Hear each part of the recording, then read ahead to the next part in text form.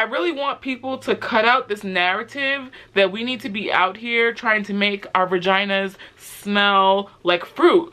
Because it's not a fruit, okay? It's not a fruit. If you can't talk about vaginas confidently, then you need to grow up.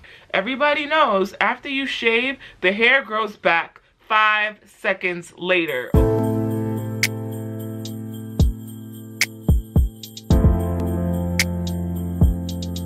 Hey guys, and welcome back to my channel. Today I have an exciting video for you guys. Welcome to Vlogmas Day 7.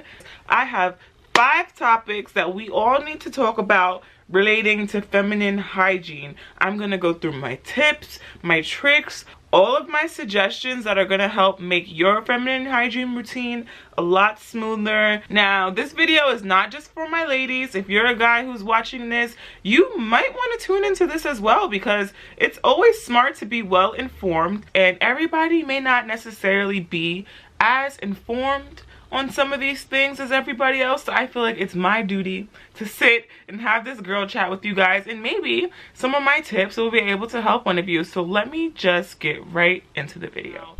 I am a severe sufferer of ingrown hairs. If you don't know what an ingrown hair is, it's basically when your hair's normal growth pattern obviously grows up and out of the skin surface and it pokes out.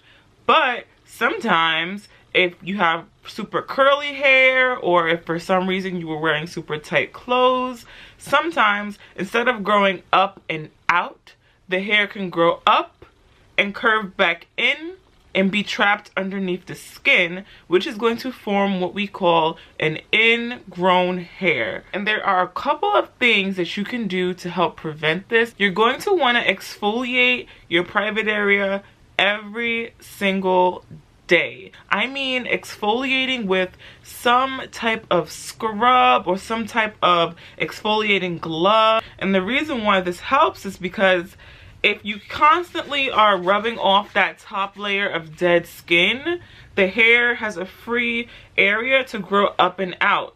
But if there's dead skin on top of dead skin, you're not exfoliating it to get it off, the hair has a higher tendency to get trapped underneath the skin, if that makes sense. You can use ingrown hair eliminating pads, and these basically have some type of acid in them. If you can smell it, it smells very acidic, and they look like this. And after a shower, you're supposed to rub this over your pubic area, obviously not inside of your vagina. Also, I find that I got the most ingrown hairs when I was shaving with a razor. It comes down to, one, using clean, fresh, sharp razors every time you shave. So if you're the kind of person that uses your razor over like a million times before you throw it out and you're getting ingrown hairs, that could be why. But if you're going to shave, make sure you're using a clean razor, and you want to make sure that you exfoliate the skin before you do so. And the last thing I also want to say about ingrown hairs is that you might think this is a little weird, but I definitely have found that sleeping with no underwear on has extremely decreased my amount of ingrown hairs. You don't want to wear tight clothing after removing your hair down there, because guess what? Everybody knows after you shave, the hair grows back 5 seconds later, okay? The next topic that I want to discuss is hair removal. Now, as women, I know a lot of us, but not all of us, oh, you nasty, have problems with hair.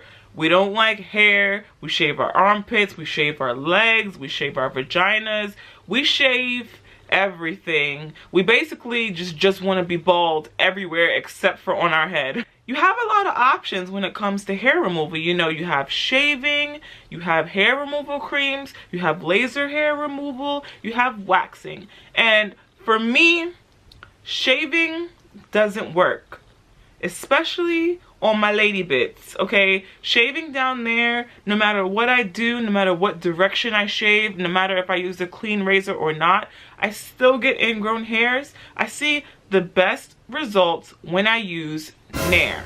Now, some people may say, You're not supposed to use Nair on your pubic area. You're not supposed to. Those are strong chemicals. I don't want those near my private area. And I feel you on this one. I feel you. But they do make Nair and other hair removal creams specifically for the bikini area. So pay attention to the labels. If you're worried about, oh, Nair is too strong, it's gonna burn me, I don't want to get a chemical burn. Whenever I use Nair on my lady bits, I put a thick layer of Vaseline before I apply the Nair. The Vaseline is gonna put a nice barrier for your skin so that the Nair only acts on the hair. And you're also gonna wanna take a nice thick chunk of the Vaseline and put that on, like, say this is the vagina lips, right?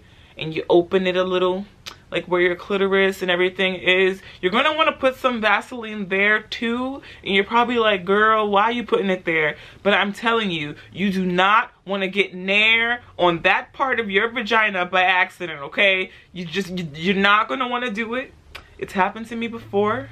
Okay, it burns. I don't know if that's TMI, but we're all grown here, okay? If you can't talk about vaginas confidently, then you need to grow up, okay? You need to grow up. Some people really like waxing. I, for one, just can't take the pain, but I am also, however, seriously looking into laser hair removal. And obviously, when I do go through with it, I will be vlogging the whole way, so I will bring you guys along with me on that journey to learn more about laser hair removal as that goes on. Also, another problem that a lot of women of color face is hyperpigmentation, specifically on the armpits. Honestly, I can really think like almost every other time I get in the shower, I'm taking a razor and I'm raking away on that armpit. And years of all that friction and the razor rubbing against that skin, it can cause hyperpigmentation. You know, a lot of women are really insecure about their dark armpits, but there is a solution. I use the Dr. Miracle Underarm Lightening Cream, and this is just supposed to help fade and help with the discoloration and darkness under the armpits. I'm sure it has some type of bleach in it, so this is like a certain variation of a bleaching cream. So the next topic I want to talk about is smelling good. Every woman wants to smell good, okay? We want to smell good because when you smell good, you feel good. What I do is I always use my perfumes in conjunction with some type of scented body lotion. Now, it could be the lotion that matches their perfume. It could be a different lotion that has a different scent that pairs well with it. And that's just gonna make it last a lot longer. As far as your lady parts go, make sure you're not using fruity, scented soaps down there in your lady parts, you know, because your lady parts are self-cleaning and it maintains its own pH. By using a soap of that nature, it can really throw off your pH, and if your pH is off down there, your smell down there will also be off. Now, don't get me wrong, vaginas have a natural smell, okay? No matter how much pineapples you eat, don't let these men tell you to eat a gallon of pineapples, okay? And you think that that's gonna make your hoo-ha smell like fruits and pebbles. I really want people to cut out this narrative that we need to be out here trying to make our vaginas smell like fruit, because it's not a fruit, okay? It's not a fruit. So it's going to smell like a vagina. That's all I'm saying. And if you smell something a little abnormal, I'm going to tell you to consult your doctor, okay? Don't consult Twitter. Don't consult your man. Consult your doctor, okay?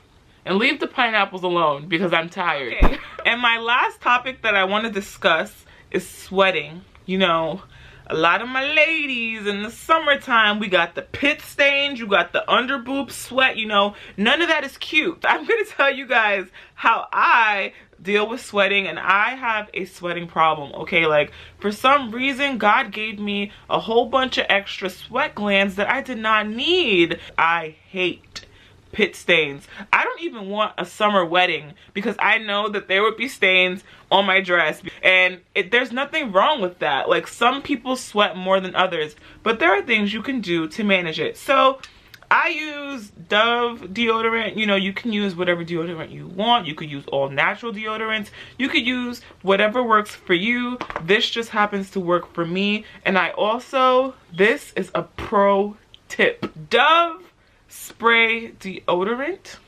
If you spray this under your boob folds, you won't see no under boob sweat. And that's the true life hack. A little pss, pss, pss, pss. And that'll keep you dry all day.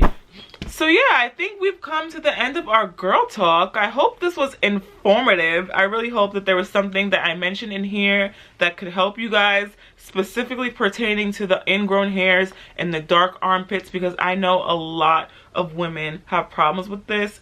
And I know I say this in every video, but I am sure I'm like this close to 1,000 subscribers. I have like 993 right now while this video is being recorded. So by the time this goes up, I have to be by 1,000. Come on, it's up to you guys. Make sure you thumbs up this video and subscribe to my channel if you haven't already. If you already have subscribed, make sure you turn on those post notifications. That way you'll know the next time I upload a video. But I will see all of you beautiful people for Vlogmas Day 7 tomorrow. Thank you guys so much for watching once again, and I will see y'all in the next one. Bye.